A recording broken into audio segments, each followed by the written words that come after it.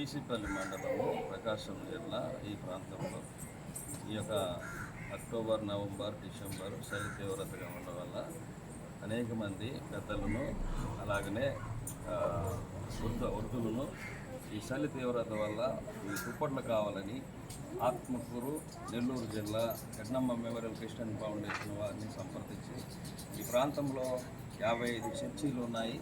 ఆ 55 చర్చీలలో అనేక మంది పెద్దలు, పేదవారు ఉన్నారు. చలి తీవ్రత వల్ల దుప్పట్లు కావాలని సంప్రదించి అడిగినప్పుడు ఆ యొక్క ఎడ్నమ్మ మెమోరియల్ క్రిస్టియన్ ఫౌండేషన్ వారు వెంటనే సంధించి మా ప్రాంతానికి 55 చర్చీలు 2500 దుప్పట్లు ఇవ్వటానికి ముందుకొచ్చారు.